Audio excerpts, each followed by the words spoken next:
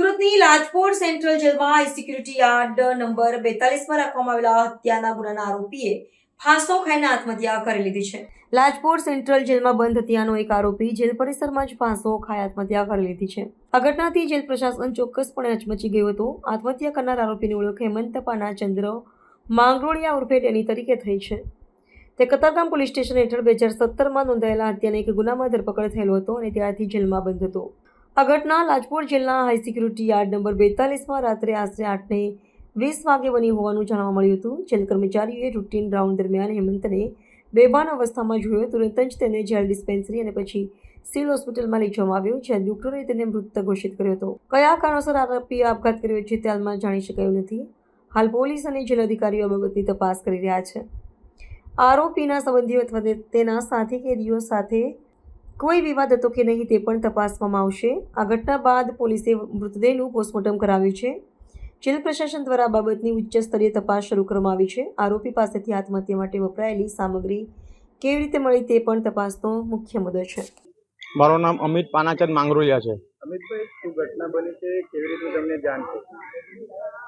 ઘટના તો મને પોલીસે જાણ કરી. કતારગામ પોલીસે PCR લઈને આવ્યા હતા ઘરે 10:30 વાગે રાત્રે, અને મને કીધું કે ભાઈને તમારા આ રીતનું થયું છે, એમ કે એને જાતે સુસાઇડ કરી લીધું છે, એટલે તમે આવો એમ.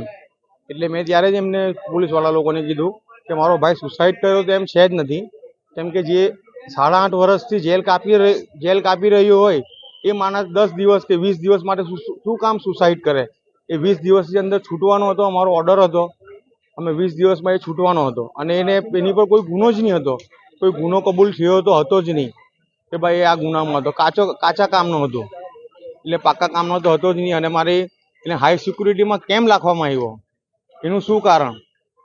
એને એવો જેલની અંદર શું ગુનો કર્યો કે હાઈ સિક્યુરિટીમાં રાખવામાં આવ્યો? અને હાઈ સિક્યુરિટીમાં રાખવામાં આવ્યો તો પણ કંઈ વાંધો નહીં, પણ હાઈ સિક્યુરિટીમાં રાખ્યા પછી બે જાતે ગળું દબાઈ દે એવો તો વ્યક્તિ હતો જ નહીં. એટલી તો એનામાં હતી અંદર કે ભાઈ મારે 20 દિવસની અંદર તો છૂટવાનું છે, તો હું શાના માટે સુસાઇડ કરું એમ. એટલે મને એવું લાગે છે કે આ અંદર કોઈ 2 જણા મળીને કે 5 જણા મળીને એને ગળું દબાવીને મારી નાખવામાં આવ્યો એવું લાગે છે.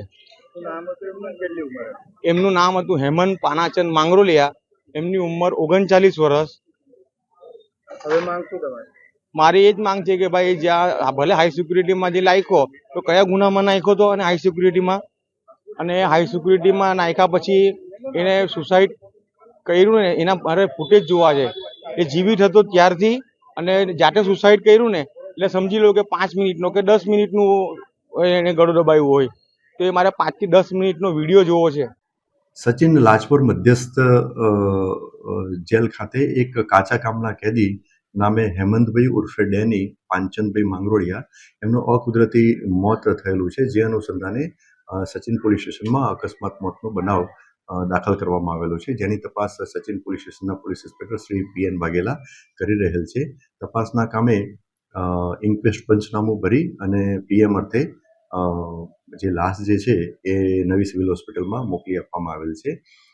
આ જે કાચા કામના કેદી હેમંતભાઈ, એમના વિરુદ્ધમાં કતારગામ પોલીસ સ્ટેશનમાં એક મર્ડરનો ગુનો દાખલ કરવામાં આવેલો હતો, અને એ ગુનાના કામે એ લગભગ 7 વર્ષથી જ્યુડિશિયલ કસ્ટડીમાં લાજપોર જેલ ખાતે એ કેદ હતા.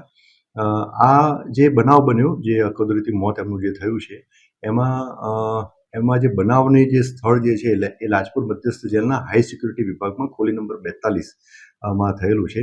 તો હાઈ સિક્યુરિટી વિભાગમાં પણ એમને કેમ લઈ જવામાં આવ્યા અને આ બનાવ કેમ બન્યો, અને એમને બીજા પણ જે મુદ્દાઓ જે છે એ તમામ આવરી લઈ અને એ તમામ મુદ્દાઓ પર તપાસ કરવામાં આવશે. આત્મહત્યા કહી શકાય? હાલમાં તપાસ જે છે પ્રાથમિક તબક્કામાં તપાસ છે.